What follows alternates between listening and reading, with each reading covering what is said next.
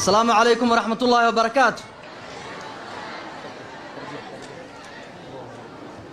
وان سلامة يا دمان رير مديرة أف سومالا نكو سلامة يا.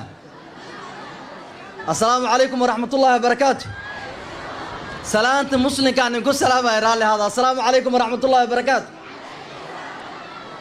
First and foremost, I would like to recognize our governor. He is no longer an elect.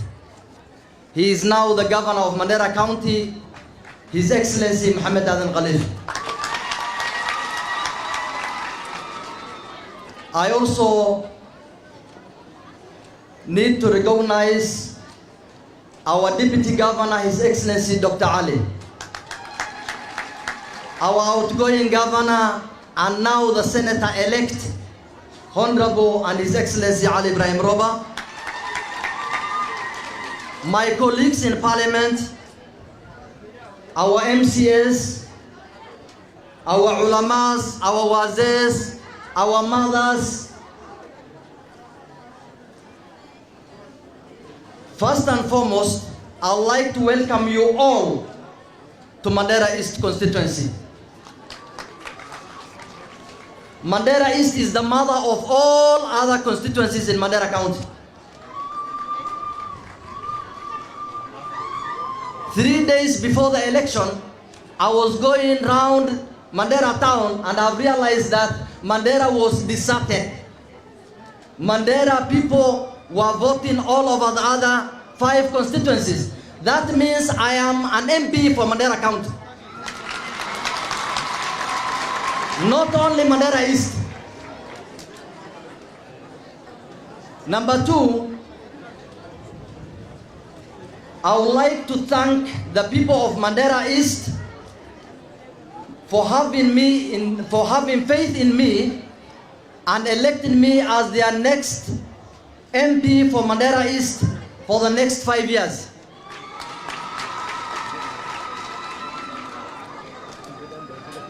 Inshallah, bi'idhnillah kareem, the next 5 years, all the leadership elected, starting from the governor to the MCS, we will assure you that we will work together for us to deliver whatever we have, all the pledges we had during the elections. We will work together irrespective of parties, irrespective of lineups. We will assure you that we will work together, inshallah. haddii af Soomaali wax yar aan ku dara reer Mandera waxaan ii sheegayaa annaga doorasho waxaan soo marnay oo culays badan oo xan fara badan iyo maartay culays fara badan aan soo marnay doorasho waqtigeedii way dhamaatay hadda waxa way dad baad Ilaahay u qadari dad baa soo galeen gaabanaga soo galay Mandera ayaad gaabana u yahay MPyaalka waxay u yihiin reer Mandera aniga waxaan nahay MP Mandera East dadkii soo doortay iyo dadka aan soo darin oo aan soo dooraninba MPgooda ayaan nahay maanta Ilaahay baa qadari Soomaa waxaan inka rabaa marka annaga go'aan waxaan gaarnay dadka madaxda hoos doorateen inaan isla shaqeyna oo dadweynaha aan maartay aan u qabanna waxyaalihii aan ballan qaadnay waqtiga doorashada idinkana waxaan inka rabnaa inaad iscafisaan inaad caloosha u sufurtaan maadaama campaign la soo maray dadkana ay line up kala nooc ay ku jireen hadda madaxdii waa hal laba madax ma jirta inay iscafisaan oo reer Mandera ay caloosha u sufuraan ayaan rabnaa